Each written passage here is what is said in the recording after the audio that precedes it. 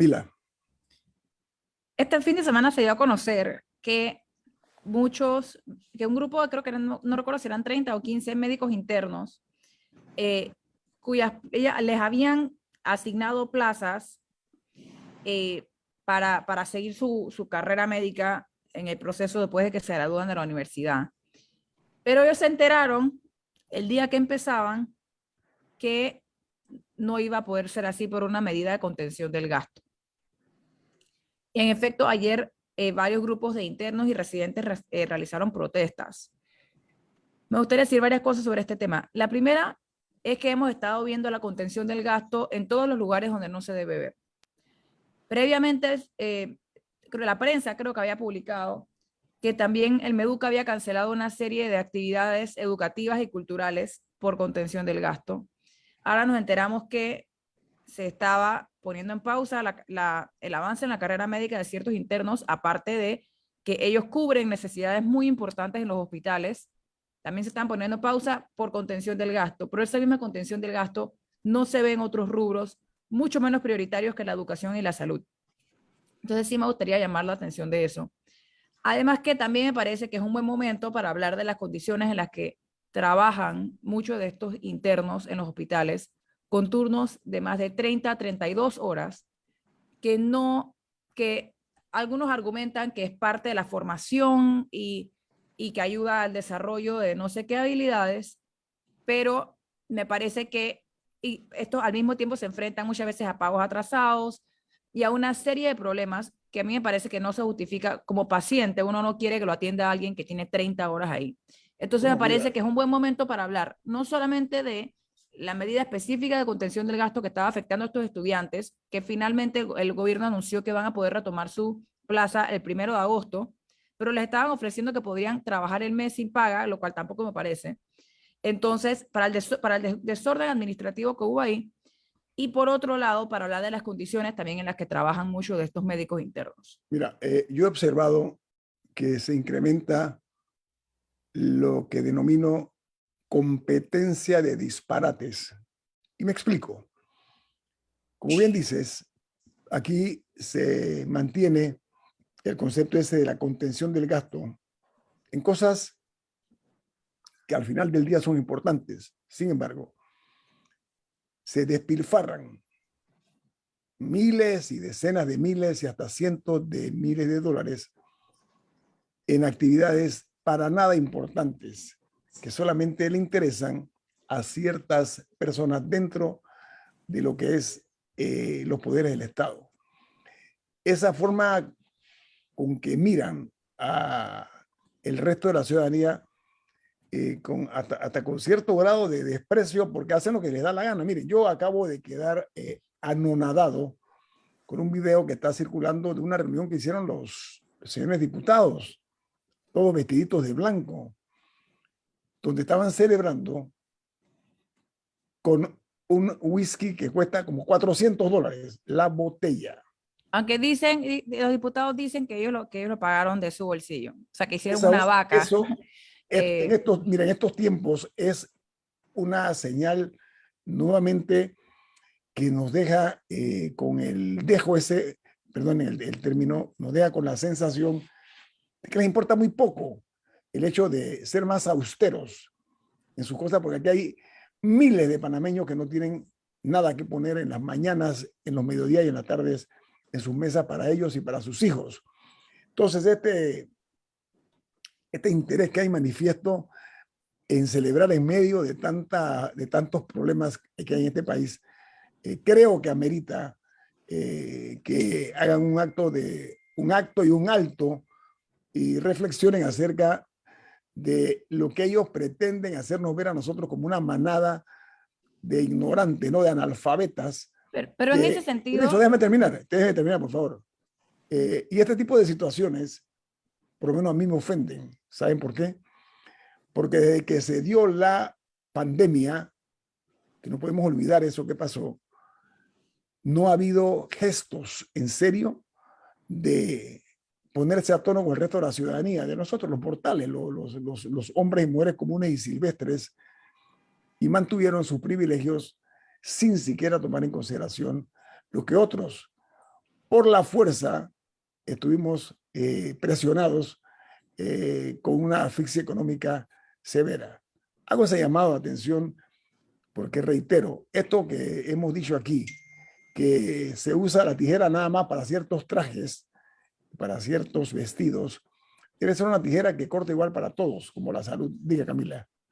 Si bien la fiesta es lo más llamativo y lo que más se comparte, me parece más importante el hecho de que la asamblea contrate 1.500 personas, pero que no haya para 30 plazas en el hospital. O sea, yo entiendo la molestia, yo entiendo la irritación, yo entiendo todo eso que se formó con el video de la fiesta de los diputados tomando el Macallan, pero siento que a veces eso nos distrae de las cosas que verdaderamente sí tienen un impacto, que es el mal uso de recursos del Estado, mal uso por la mala distribución o porque haya un hecho penal ahí de si se está dando a personas que no trabajan, que eso le compete a las autoridades investigar.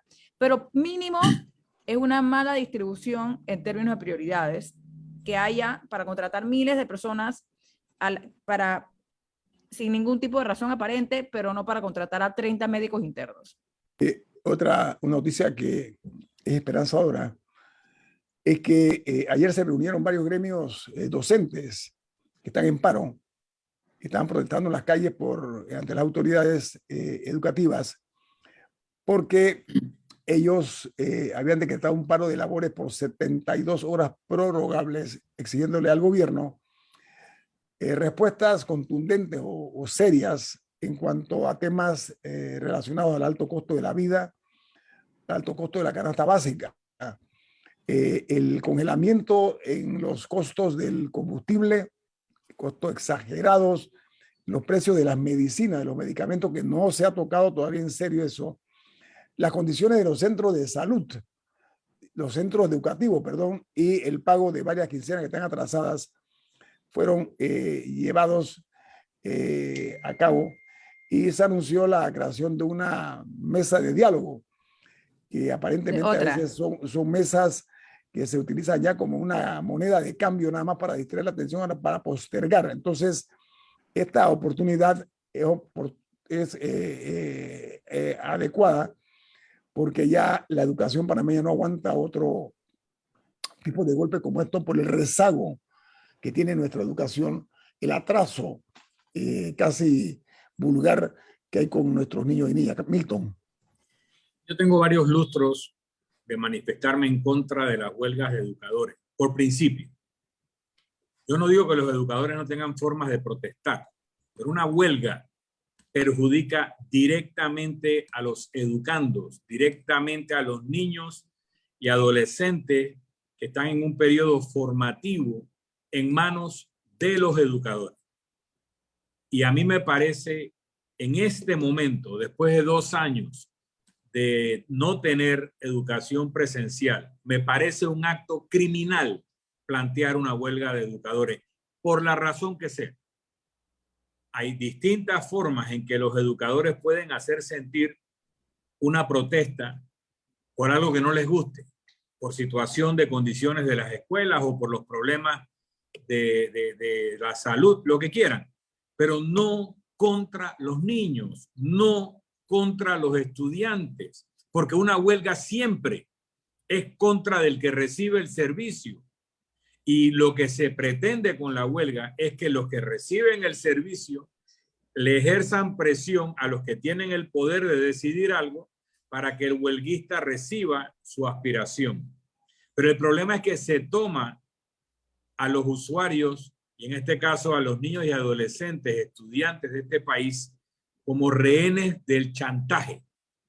Y eso no es correcto.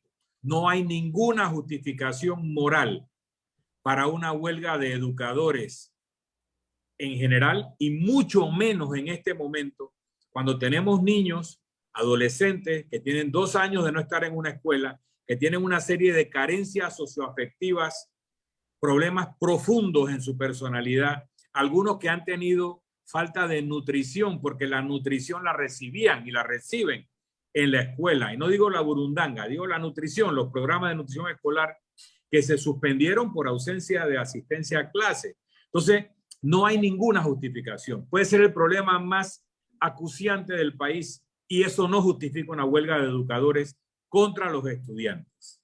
Mira, está el problema también psicológico, los daños que ha causado, no únicamente en los niños, sino también en los adultos, esta pandemia que recién nos azotó a todos. Yo creo que hay que mirar con mucha curiosidad, muy en detalle, los resultados que nos ha dejado esta pandemia que todavía latente, está todavía latente en nuestro país y en el resto del mundo. Vamos al corte comercial. Al regreso viene más aquí en Info Análisis. Este es un programa para la gente inteligente. Bueno, amigos oyentes, hay una noticia interesante. Pero nada más para agregar algo al tema anterior, y es que parte de la dificultad con el tema de las huelgas educativas es que hay muchos gremios docentes con diferentes dimensiones. Está ASOPROF, por ejemplo, con uno de los más grandes, pero hay una serie de gremios más pequeños, de asociaciones. Entonces, la huelga esta reciente no era de todos, era de algunas. Y cada uno tiene como sus exigencias. Por ejemplo, por lo menos una de ellas incluía las exigencias, un tema de salarios pendientes, de pagos atrasados, que eso parece que ya se subsanó. Entonces, ese grupo ya concluyó, ya dijo que invitaba al regreso a las aulas. Posiblemente hay otros que sigan su huelga, pero lo que le escuché a la ministra de Educación es que el 85% de los docentes sí habían acudido a dar clases.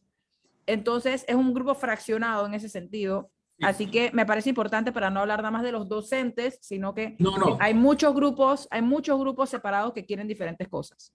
Yo pienso que en este momento por lo menos es un grupo minoritario, pero es que el llamar a la huelga siendo dirigente educador, cuando hay tantas formas de protestar que no perjudican a los estudiantes, se puede hacer una protesta de pancartas después de horas de clase, se puede hacer lo que los japoneses llaman overwork, trabajar más, hacer más para llamar la atención. Si un educador piensa que la escuela está deteriorada, pueden hacer jornadas de mantenimiento y limpieza por los propios educadores de la comunidad para llamar la atención sobre algo, pero pero no puede ser en contra de los estudiantes. Lo segundo es que en el cambio, Ñito hablaba de lo que históricamente pasaba, y uno de los problemas de las huelgas en el sector público es que, mira, cuando tú haces una huelga en el sector de construcción, el salario caído lo paga el sindicato del 2% que retiene mensualmente de los sueldos. El sacrificio del huelguista es no cobrar. Pero en el Estado panameño, lo primero que se negocia cuando se da una terminación de huelga es artículo primero, no se descontarán los salarios de los días no laborados. Entonces, las huelgas en Panamá son pagadas por el Estado. Por supuesto que eso induce a más huelgas, porque no hay sacrificio por la causa que te motiva a llamar a la huelga. Entonces, si tú mantienes ese incentivo perverso de que el Estado panameño siempre paga los días de huelga a los que hicieron la huelga, entonces la huelga no tiene restricciones. Es muy atractivo llamar a la huelga cuando no quieres trabajar y cualquier causa es buena. Entonces, si hay una causa justa, en el caso de los educadores, repito, busquen otras formas de llamar la atención, pero no perjudiquen a estudiantes que ya tienen 2 años de haber padecido una situación realmente trágica. Oye, y no merecen ni un día más de huelga. Ya se ha comprobado que lo que ocurrió durante la pandemia, los resultados de lo que se conocieron como las clases virtuales realmente no tuvieron el impacto que se esperaba. Eso es lo que se está observando después que se ha hecho una evaluación. Quería hablar. No, sí, pero eso sí, un detalle más. Entre los puntos acordados, por lo menos por un grupo de docentes, es el pago de salarios atrasados a 935 docentes. Sí me gustaría detallar que yo no entiendo por qué el Estado se atrasa en el pago a su personal. Sean docentes, sean médicos, a cada rato escuchamos esto, que las enfermeras tienen que estar protestando para que les paguen, o sea, ni siquiera es para un aumento, no, para que les paguen lo que ya trabajaron. Entonces, también me gustaría llamar la atención a que no entiendo por qué el Estado se la pasa atrasándose en sus pagos. Yo la pongo de esta manera. Vamos a ser justos, ¿sí? Vamos al principio de la equidad. Así como se le retrasan los salarios, los pagos de los salarios a los maestros, vamos a hacerlo con los jefes de departamento y con los directores de las diferentes instituciones del Estado, para que entiendan lo que viven estas personas. Sobre todo, en su mayoría son maestros y educadores que están en sitios alejados del país. Hay que buscar la fórmula ya eficiente para que todo el que trabaja reciba su salario a tiempo. No es justo eso que ocurre con estos educadores, ni tampoco con algunos médicos y doctoras y enfermeras que reciben su salario después de semanas y meses de no tener ese merecido estímulo por su trabajo. Quería referirme un giro de timón a que el Ministerio Público reanudó ayer la audiencia preliminar por la investigación que se presentó por el delito de blanqueo de capitales a través de una sociedad denominada New Business, que conforme a lo que se ha hecho público, adquirió el grupo Editora Panamérica de PASA. Se ha llamado a juicio a 16 personas y a unos 10 que han sido sobreseídos. El Ministerio Público ha presentado, dicen ellos, los elementos de convicción que están basados en la información bancaria que reposa en la investigación, como por ejemplo certificaciones de emisión de cheques, el informe de auditoría o de auditorías, según ha dicho el fiscal Márquez. Ahora, les voy a desclasificar algo. Esto no es nada nuevo. Hace años atrás, cuando estaba en la Procuraduría a cargo de la señora Kenia Porcel, ¿sí? La procuradora invitó a una reunión informativa a un grupo de directores de medios, entre los cuales estaba este servidor. Estaban los representantes de los dos principales canales de televisión y de los dos principales periódicos o medios impresos de Panamá. Y este servidor, éramos 5 personas. El salón de reuniones de la Procuraduría General de la Nación, que está frente al Parque Porras, es un salón donde están las fotos de todos los ex procuradores. La señora Porcel nos presentó, imagínense ustedes, un pizarrón ese que usan en la escuela, como dicen en Panamá, el pizarrón, así como donde escriben los maestros en las escuelas, un pizarrón grande, con todo el detalle de cómo se manejó este negocio. Cuando digo todos los detalles, ¿eh? Desde el kilómetro cero hasta la investigación que había realizado. La misma estaba también hecha la descripción impresa sobre ese pizarrón, que incluso tenía los nombres de las personas que habían estado en el negocio, los nombres de los bancos, ojo, los bancos, no un banco, los bancos, y toda la composición que se dio en esta negociación. La señora Porcel, Kenia Porcel, estaba muy entusiasmada porque iba a hacerlo público en unos días después, solamente nos dio un adelanto con el ánimo de prepararnos pues, de lo que viene, con lo que viene, porque iba a ser un paquete muy grande esta información, porque había gente, como ustedes comprenderán, muy importante, gente muy influyente de este país, muy influyentes, y como dije, bancos muy conocidos también en este país, que fueron los que hicieron o permitieron esta aparente truculenta operación.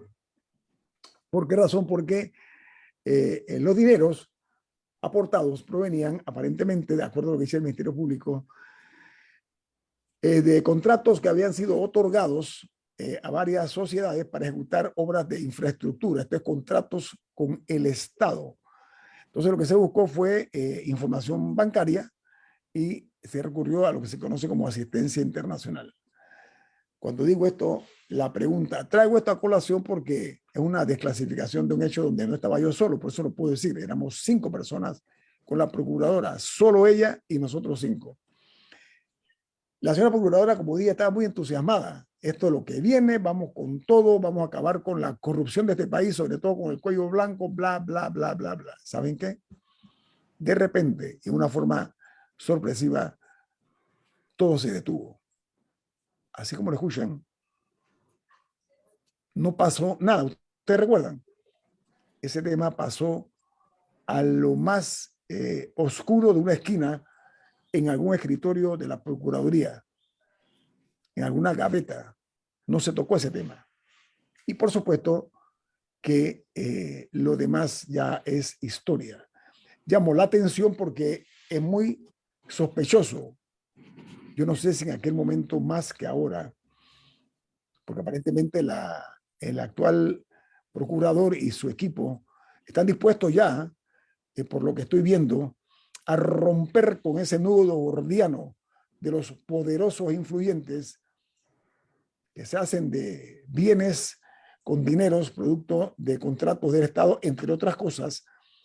Entonces, es un reto muy grande para el Procurador General de la Nación actualmente, de cara a lo que en su debido momento alguien importante, voy a hacer un barbarismo, o alguien es, lo digo en plan de broma, por supuesto, apretaron en su momento lo que son los nudos del poder para que ese caso muy grande quedara en 0-0 el partido. Se detuvo por lluvia o por mal tiempo. ¿Por qué razón? No sé. Pero se detuvo ese caso New Business. Todavía yo guardo cierto pesimismo, porque los jugadores que yo vi los nombres, lo vi yo y otros 4, son personas que son verdaderamente jugadores de grandes ligas. No hay un solo pececito chiquito, no existe. Y algunos de ellos son personas muy conocidas. Entonces, en este caso, New Business, si el Ministerio Público ejerce la autoridad que le corresponde y hace todo mediante el debido proceso, porque todo lo que se está diciendo ahora mismo en los medios de comunicación, la prensa es muy específica, sobre todo la prensa lo ha tomado muy en serio este escándalo. Y como dice el Ministerio Público, hoy el actual Ministerio Público, conforme a esas declaraciones, ellos dicen que se fueron a la información bancaria. Eso en inglés se dice follow the money, dale seguimiento al dinero. Eso se hizo mediante auditorías, se hizo a través de certificaciones en cuanto a la emisión de los cheques, dónde se hicieron los cheques, qué cursos siguieron, los fondos de dónde provenían, etcétera. Esto aparentemente, según dice el Ministerio Público, es un caso robusto. La historia se encargará de ver si llegó el momento de que aquí se rompan los esquemas esos tradicionales de que el poder no se mete contra el poder. Y créanme, señoras y señores, que los actores de este escándalo, créanme que son personas muy influyentes, no únicamente en el plano económico, sino también en el plano político. Dicho esto, los dados están echados, ¿sí? La suerte está echada. Vamos a ver en qué resulta esto, que podría marcar tal vez algo que rompería ese cristal de la impunidad en este país. Vamos a ver qué ocurre. Entonces quería compartir con ustedes eso porque hasta el momento no lo había hecho público. Y reitero, lo hago porque fuimos 5, este servidor y 4 más, que salimos de allí con la ilusión, ¿ok? La ilusión de que se iba a hacer justicia, lo cual con el tiempo se malogró, se marchitó para tristeza de todos nosotros. Esperamos entonces que el Ministerio Público tenga todos los elementos que dice que con los que cuenta, repito, incluso con la asistencia internacional, lo cual es una buena noticia, en la información bancaria, los auditos, etcétera, para ver si esto es muy fácil, que salgan quiénes son los responsables y los que no. Hombre, que sean liberados de cualquier tipo de mancha o de mácula que pueda llevarles a su prestigiosa vida. La pongo de esa manera y vamos al corte comercial. Esto es InfoAnálisis, un programa para la gente inteligente. Bueno, amigos, Camila tiene una noticia positiva. ¿De qué se trata esa noticia en positivo, Camila? Me gustaría felicitar a la delegación panameña que está representándonos los Juegos Bolivarianos en Colombia. Hasta el momento, según el sitio web oficial, han conseguido 30 medallas, de las cuales 5 son de oro. Son 4 atletas los que nos han conseguido las 5 medallas, ya que Alonso Edward tiene 2, Jana Woodruff tiene 1, Athena Bailon tiene 1, Carolina Carstens tiene 1, y me está faltando, creo que son ellos los que tienen medalla. Y sí me gustaría hacer una felicitación especial porque lo hacen muchas veces más allá o a pesar de la falta de infraestructura que hay en Panamá, de la falta de verdaderos centros de alto rendimiento. Muchos de ellos tienen que estudiar en el extranjero y sí reciben algo de apoyo por parte del Estado, pero también tienen que tener patrocinadores, etcétera. Así que sí me gustaría destacar todo lo que hacen a pesar de las dificultades y que sus competidores lo más probable es que sí tienen muchas más facilidades para haber llegado donde llegaron. Así que una felicitación especial y también una invitación a que claramente en Panamá tenemos talento en disciplinas que no somos las que destacamos usualmente. Por ejemplo, en natación o en temas de atletismo. Bueno, Carolina creo que es de taekwondo, puede que me esté equivocando, del arte marcial. Hay que dirigir fondos a eso y hay que verdaderamente invertir en infraestructura en la que claramente tenemos talento, en vez de dedicar todos los recursos a otras en las que, si bien suelen ser más populares, no necesariamente es donde está el talento.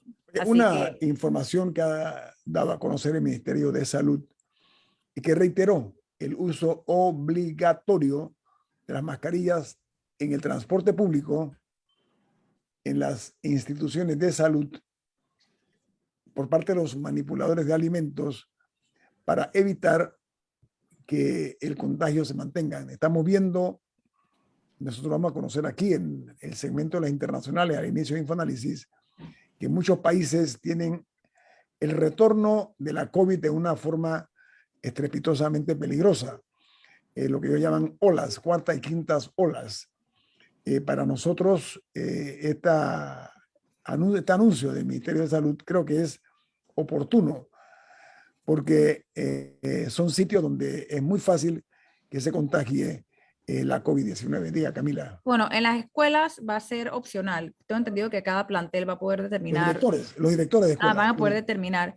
Sí me llama la atención, porque no sé cómo era la norma antes, pero los manipuladores de alimentos, no sé por qué, o sea, si no era una norma que lo utilizaran antes, creo que era hora de que fuera así, no por COVID, sino por higiene básica, que si tuvieran mascarilla para evitar el contagio de cualquier condición. Y también usar en la cabeza, por protegerse. Sí, la regresilla sí era como más. Sí. Yo estoy tratando, la verdad desconozco cuál era la norma pre-pandemia, pero ese me sorprende que no haya sido permanente.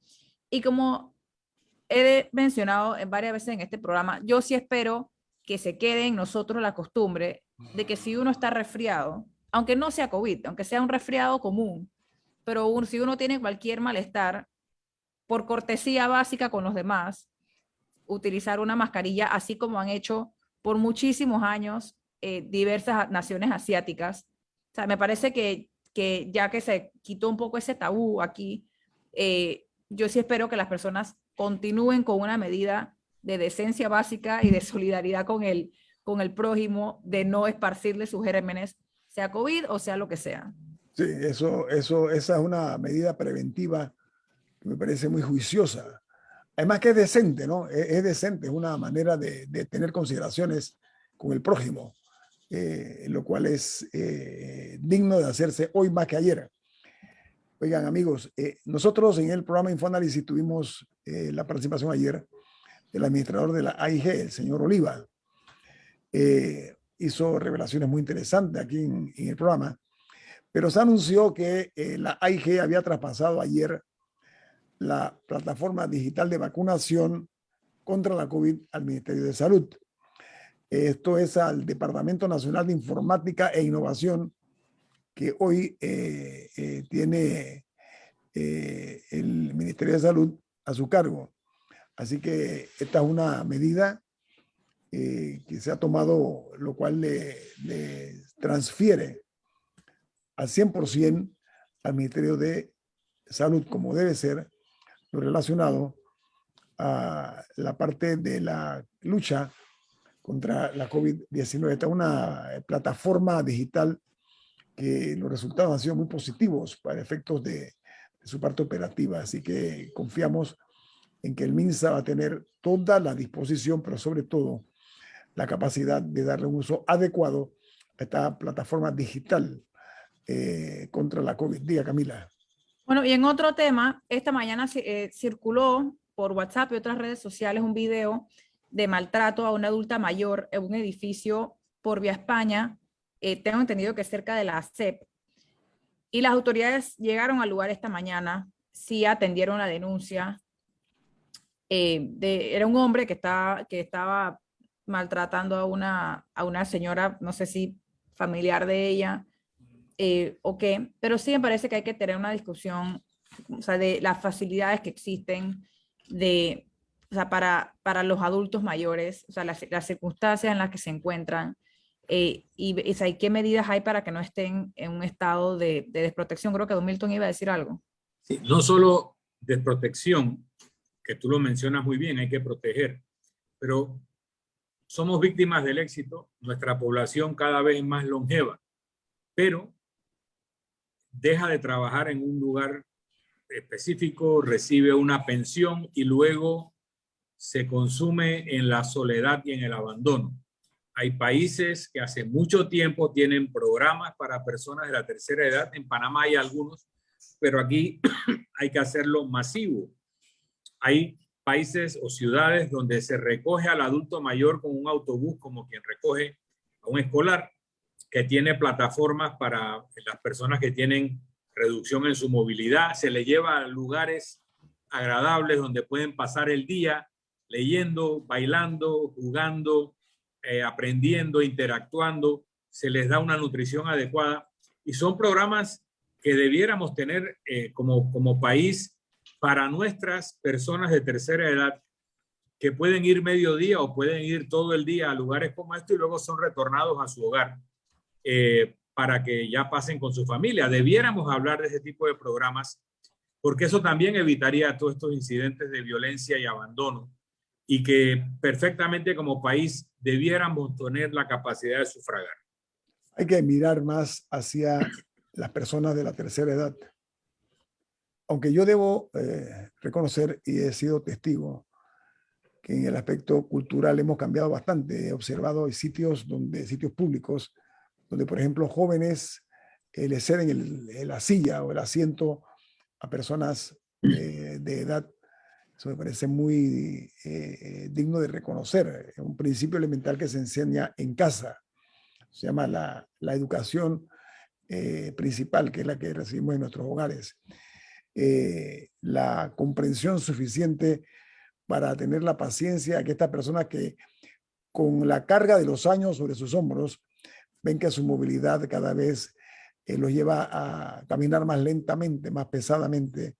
Hay gente que se desespera, no tiene esa capacidad de poder esperar a que estas personas puedan culminar lo que es su tránsito. Así que mirar hacia este sector muy vulnerable creo que sería una de las misiones que el Estado debe cumplir. Diga, Camila. Más que un tema de buenos modales, a mí me parece que es un tema económico. O sea, al final es un tema económico porque muchos de estos adultos mayores no cuentan con jubilaciones dignas, muchos de ellos que no tienen acceso a una jubilación, lo único que reciben, dependiendo de su estado, el 120, el subsidio de 120 a los 65, que obviamente $120 no es un monto con el cual se puede vivir.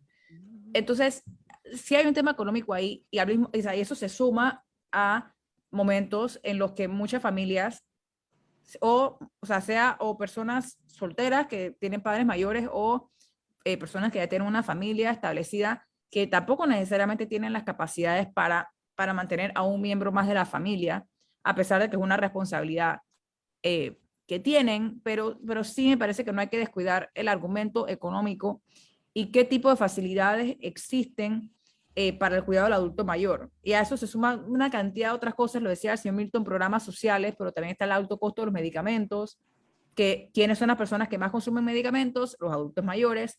Así que es un argumento económico que se tiene que tener. Viene Álvaro Alvarado con su programa Sin Rodeos, aquí en Omega Estéreo.